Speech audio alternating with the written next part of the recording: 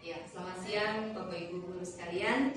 Siang. Saya mengucapkan terima kasih untuk waktu dan kesempatan yang boleh Bapak Ibu luangkan di saat ini. Walaupun undangan saya hanya berupa lisan untuk hadir di tempat ini, namun Bapak Ibu boleh menyempatkan waktu dan kesempatan sehingga boleh hadir saat ini untuk mendengarkan diseminasi budaya positif dari calon guru penggerak angkatan ke-7 Kabupaten Kepulauan Aru. Ya. Jadi saya merupakan CGP angkatan ke-7. Bapak Ibu semua sudah tahu bahwa saya CGP angkatan ke-7 Kabupaten Kepulauan Aru di sekolah kami SMP Negeri Santa Pasimilawang. Nah, saya perlu membagikan budaya positif ini kepada Bapak Ibu sekalian karena ini merupakan hal yang paling penting dan harus diterapkan. Saya juga merasa bahwa selain saya yang menerapkannya, Bapak Ibu juga perlu mengetahuinya sehingga sama-sama kita terapkan di sekolah kita untuk membiasakan hal-hal yang baik sehingga karakter murid, kemudian guru juga, pengaruhnya terhadap guru juga, dan dia juga berdampak terhadap visi dan misi sekolah, yaitu dengan terwujudnya visi dan misi sekolah yang telah kita buat secara bersama-sama. Nah, apa itu yang dimaksud dengan budaya positif? Budaya positif pasti Bapak Ibu berpikir, apa itu budaya positif? Nah, budaya positif itu merupakan pembiasaan baik Bapak Ibu yang kita lakukan di sekolah ini. Yang pengaruhnya yang tadi saya katakan, pengaruhnya untuk karakter murid, kemudian untuk kami juga sebagai pendidik, kita juga sebagai pendidik, bahkan juga untuk visi dan misi sekolah ke depan. Nah, budaya positif ini ada beberapa hal di dalamnya, yaitu yang pertama yang saya dapatkan yaitu keyakinan kelas, dan yang berikut yaitu restitusi. Nah, apa itu keyakinan kelas? Nah, keyakinan kelas ini merupakan sesuatu yang kita buat atau semacam hal yang kita buat bersama-sama dengan siswa-siswi kita, di dalam kelas. Jadi kita bisa menawarkan kepada mereka hal apa yang kita inginkan di dalam kelas kita. Saya ambil contoh, semua anggota kelas perlu belajar. Apakah siswa setuju? Nah, kita tanyakan dulu kepada siswa. Kalaupun mereka setuju, berarti kita akan tuliskan di situ. Atau kita suruh siswa, masing-masing siswa menuliskan apa yang mereka inginkan di dalam kelas kita, apa yang mereka inginkan pada saat proses pembelajaran kita. Jadi kita tuliskan di situ. Kemudian kalau misalnya ada media, kita bisa suruh tempelkan atau tuliskan di papan tulis sehingga itu menjadi satu acuan kepada kita. Itu keyakinan kelas. Jadi kalau misalnya keyakinan kelas ini mirip dengan peraturan kelas, tapi bukan peraturan kelas. Kalau peraturan kelas sudah kita sebagai pendidik yang membuatnya. Tapi kalau keyakinan kelas ini beda. Keyakinan kelas disepakati bersama-sama oleh pendidik dan siswa-siswi, oleh guru dan siswa-siswi. Jadi apa yang kita mau bersama di dalam kelas atau pada saat proses pembelajaran, itu keyakinan kelas. Jadi selain misalnya seluruh anggota kelas mendapat memperoleh atau harus belajar atau perlu belajar. Nah, selain itu juga mungkin semua anggota kelas atau setiap anggota kelas perlu senang. Nah, ini yang kadang kita berpikir bahwa belajar itu harus serius, belajar itu harus perhatikan ibu guru jelaskan dan lain-lain sebagainya. Tapi sebenarnya proses pembelajaran yang bisa siswa tangkap dari kita yaitu pada saat proses pembelajaran yang suasananya senang atau menyenangkan bagi siswa.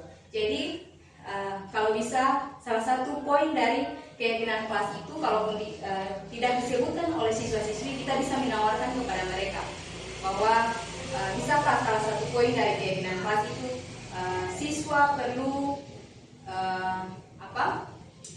senang pada saat proses pembelajaran.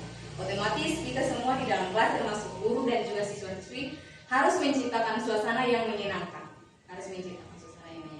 Nah, itu contoh dari keyakinan kelas. Bisa juga Bapak Ibu buat keyakinan kelas, misalnya siswa perlu membuat tugas, setiap tugas. Itu juga keyakinan kelas.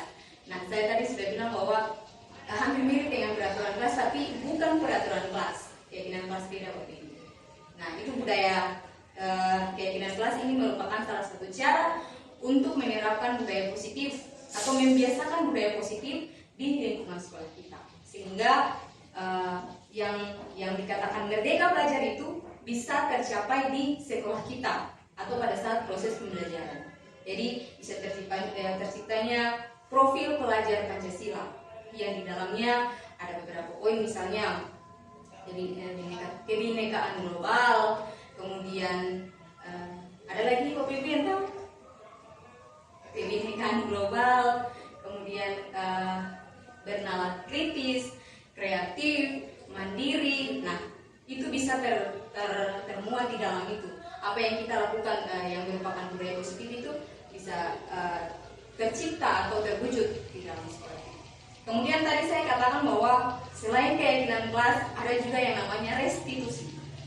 Nah, restitusi ini kaitannya dengan hukuman dan konsistensi. Nah, setelah saya belajar pada pendidikan guru penggerak ini, wawasan saya terbuka bahwa kadang-kala kita sebagai guru, kita ada atau kita membuat hukuman atau kita menerapkan hukuman bagi siswa-siswi kita yang melanggar peraturan sekolah atau peraturan di sekolah atau peraturan yang sudah disepakati bersama di kelas. Ternyata itu keliru Bapak Ibu. Bukan hukuman, bukan juga konsistensi yang paling baik untuk menanggapi atau untuk menjadi solusi dari setiap ketidakaturan dari masing-masing atau setiap siswa yang melanggar peraturan di sekolah.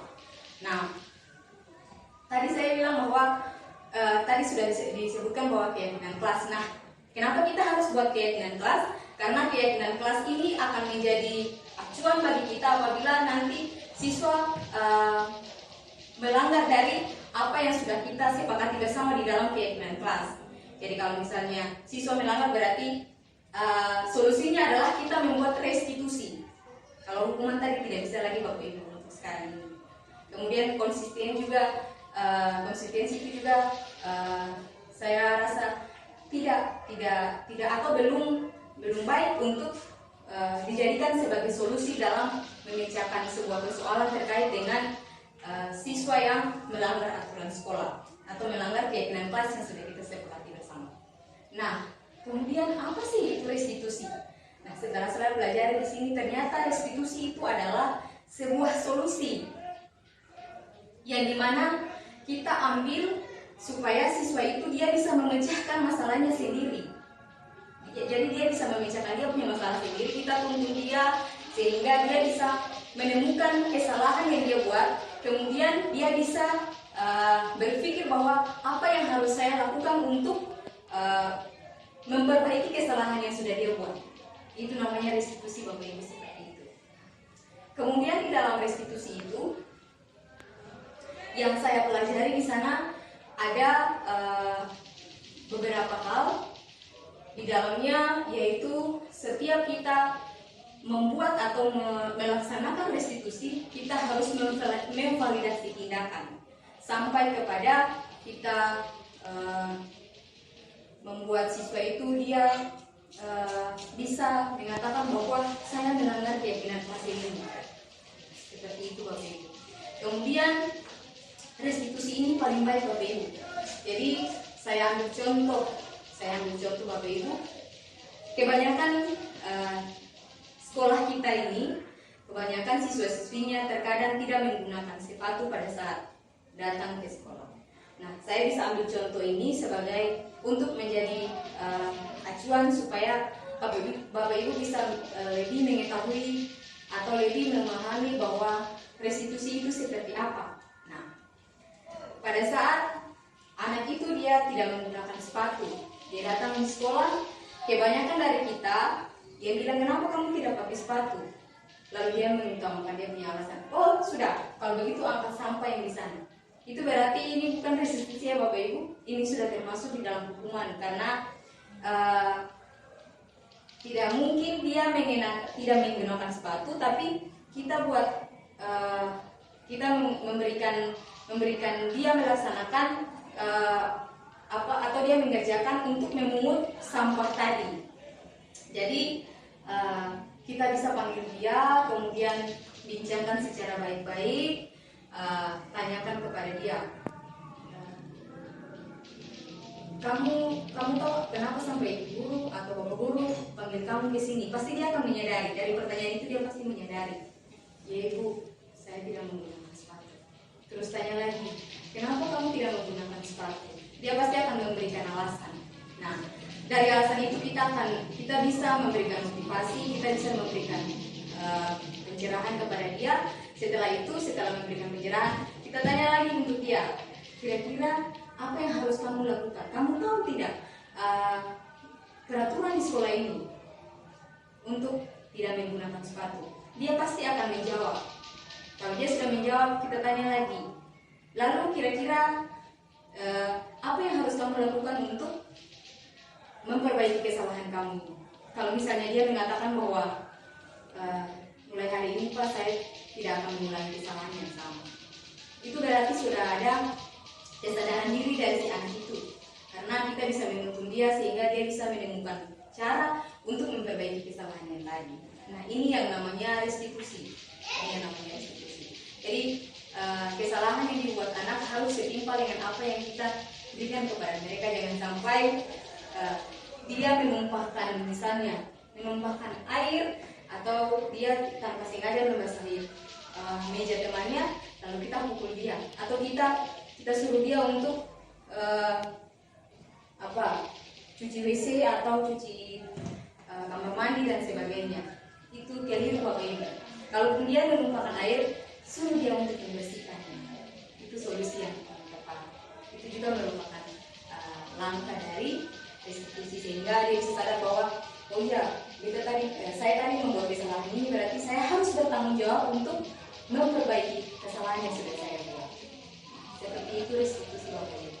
Nah, dua hal ini yang saya dapatkan pada materi budaya positif yang saya terima dari pendidikan guru penggerak. Mungkin sampai di situ Bapak Ibu, saya punya pengalaman dan materi yang saya sampaikan kepada Bapak Ibu terkait dengan budaya positif. Saya berharap apa yang saya sampaikan ini dapat bermanfaat bagi kita sekalian, sehingga bukan saja saya yang melaksanakannya, tapi kita bersama-sama melaksanakannya untuk kebaikan anak-anak didik kita, sehingga mereka bisa tumbuh menjadi generasi penerus bangsa yang berkarakter baik. Terima kasih Bapak Ibu dan selamat siang. Selamat siang Ibu. Iya, siang Jet, mari silakan Mas. Duduk. Iya. Tadi Ibu sengaja memanggil kamu ke sini karena Ibu lihat ada yang beda hari ini dengan kamu. Kamu tahu apa yang beda dengan kamu hari ini? Coba perhatikan. Apa yang beda dengan J hari ini? Sepatu saya berwarna merah. Iya, sepatu berwarna merah. Tadi Ibu pas kamu masuk juga Ibu lihat ada yang beda dengan kamu. Coba J berdiri. Nah, apa yang beda dengan kamu selain sepatu kamu yang berwarna selain warna hitam? Saya tidak memasukkan baju ke dalam. Silakan dulu kembali. Nah, berarti dia sudah tahu kenapa Ibu panggil dia datang di sini. Nah, dia tahu tidak peraturan sekolah untuk mengenakan sepatu dan berpakaian? Tahu tidak? Tahu. Apa itu peraturannya? Tidak boleh memakai sepatu berwarna merah. Apalagi untuk berpakaian apalagi? Tidak boleh mengeluarkan. Tidak boleh mengeluarkan baju. Nah, berarti hari ini karena AP beda, Jack beda, berarti Jack sudah melanggar peraturan sekolah ya. Jack tahu apa konsekuensinya kalau melanggar peraturan sekolah untuk tidak mengenakan sepatu berwarna hitam. Harus mencopot sepatu. Harus mencopot sepatu. Kemudian untuk berpakaiannya harus memasukkan baju merah. Mensisipkan baju ke dalam. Iya, harus memasukkan baju ke dalam. Berarti Jack sudah tahu konsekuensi untuk kesalahan yang dibuat hari ini. Kemudian ini mau tanya dulu kenapa tidak mengenakan sepatu yang berwarna hitam? Karena sepatu hitam saya rusak dan baru dibeli tadi. Oh, baru dibeli tadi, berarti siang ini baru sampai di rumah ya? Oke. Nah, untuk hari ini ibu tidak mengambil sepatu milik Jack, hanya Jack sendiri yang buka sepatu, kemudian taruh saja di kelas, di laci meja atau di mana, lalu tidak mengenakan sepatu seharian karena memang peraturan di sekolah kan demikian. Kemudian untuk yang tadi cara berpakaian yang rapi, apa yang Jack harus lakukan untuk mengatasi masalah ini? Menyisipkan baju ke dalam. Iya, berarti setelah dari sini atau di ruangan ini sebelum keluar, ibu harap bahwa Jack harus merapikan pakaian sebelum kembali ke kelas. Oke, itu saja yang ibu mau sampaikan untuk Jack. Kemudian mulai dari hari ini jangan lagi membuat kesalahan yang sama ya. Tetap semangat belajar dan terus menggapai cita-cita. Oke. Kalau begitu saya permisi untuk merapikan baju saya dulu. Iya.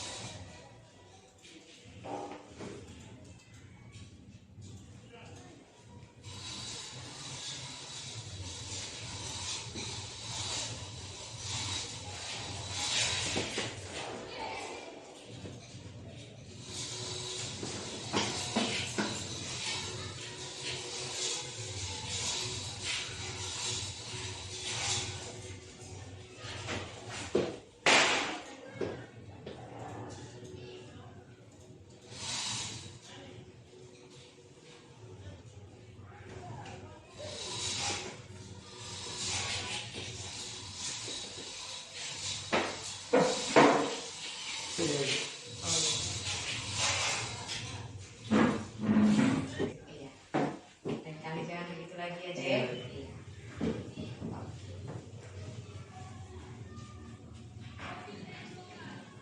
Perasaan saya ketika Ibu Yanti melakukan restitusi, saya merasa diperhatikan dan saya telah menyadari kesalahan saya itu dan saya telah menemukan solusi untuk memperbaiki kesalahan saya itu.